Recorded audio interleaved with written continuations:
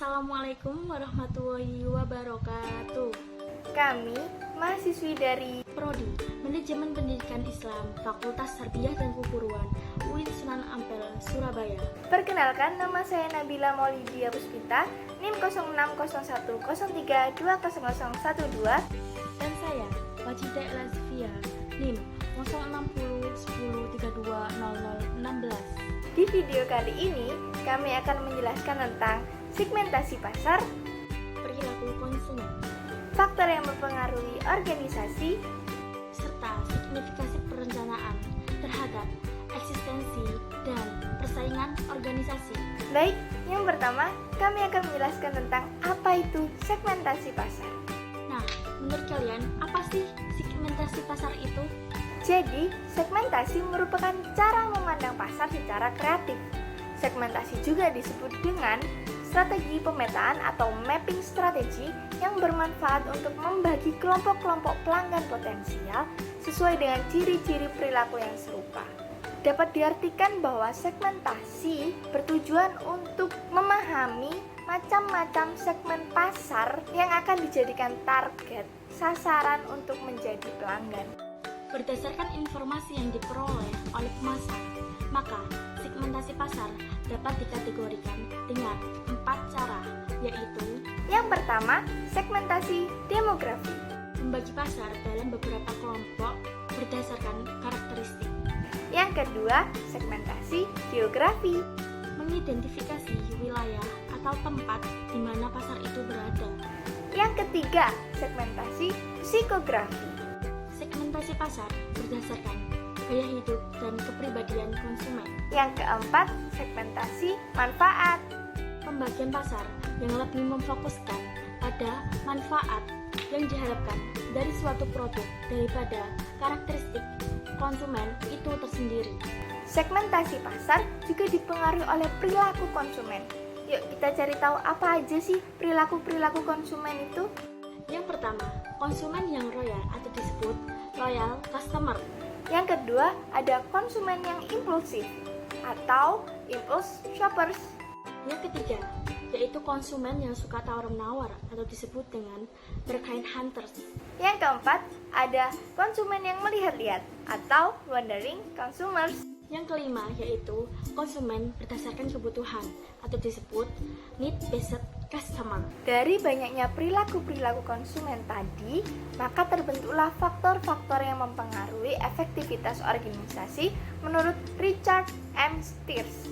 Antara lain, yang pertama ada karakteristik organisasi. Adalah hubungan yang sifatnya relatif tetap seperti susunan sumber daya manusia yang terdapat dalam organisasi. Yang kedua ada karakteristik lingkungan. Mencakup dua aspek. Aspek pertama adalah lingkungan ekstern, yaitu lingkungan yang berada di luar batas organisasi dan sangat berpengaruh terhadap organisasi. Aspek kedua adalah lingkungan intern yang dikenal sebagai iklim organisasi, yaitu lingkungan yang secara keseluruhan dalam lingkungan organisasi. Yang ketiga, karakteristik prakerja merupakan faktor yang paling berpengaruh terhadap efektivitas. Yang keempat adalah karakteristik manajemen. Adalah strategi dan mekanisme kerja yang dirancang untuk mengkondisikan semua hal yang di dalam organisasi sehingga efektivitasnya tercapai. Agar organisasi tidak terpengaruh beberapa faktor yang telah dijelaskan, maka dari itu organisasi melakukan signifikasi perencanaan terhadap eksistensi dan persaingan organisasi. Perencanaan tersebut merupakan sebuah proses kerja yang cukup panjang dan dapat dilakukan dengan 3 pendekatan, yaitu: yang pertama, pendekatan perkembangan yang menguntungkan. Yang kedua yaitu pendekatan SWOT. Yang ketiga yaitu pendekatan portofolio dan kesenjangan perencanaan. Setelah kita menjelajah apa itu segmentasi pasar, Perilaku konsumen, faktor yang mempengaruhi organisasi, serta signifikasi perencanaan terhadap eksistensi dan persaingan organisasi. maka selanjutnya kami akan memaparkan hasil penelitian dari skripsi seorang mahasiswi lulusan UIN Syarif Hidayatullah Jakarta tahun 2018 yang berjudul Segmentasi Pasar di MTS Al-Ikhwaniyah Pondok Aren. Dari hasil riset kami mengenai segmentasi pasar di MTS Al-Ikhwaniyah Pondok Aren, maka dapat kami simpulkan bahwa Pihak madrasah ini melakukan segmentasi pasar berdasarkan kondisi letak geografis yang ada di sekitar MTS Al-Ikhwaniyah, yaitu SD atau MI yang di sekitar madrasah. Bahkan tidak menutup kemungkinan ada juga yang dari luar, seperti santri-santri yang ada di pondok.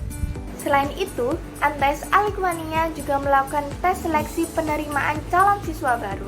Tes ini terdiri dari tes wawancara, tes BTQ, tes pengetahuan umum, dan juga tes kepribadian. Hasil dari tes seleksi tersebut menentukan apakah calon siswa baru ini diterima atau tidak.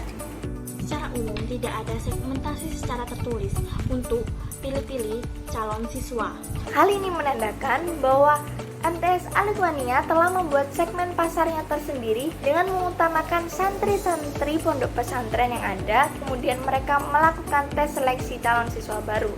Selain dari santri-santri pondok pesantren, MTS Al-Ikhwaniyah juga melakukan tes seleksi kepada SD atau MI yang terletak di sekitar MTS Al-Ikhwaniyah sebagai syarat penentuan calon siswa yang akan diinginkan. Sekianlah yang bisa kami paparkan. Apabila ada kurang lebihnya, mohon dimaafkan. Wassalamualaikum warahmatullahi wabarakatuh. Thanks for watching, teman-teman.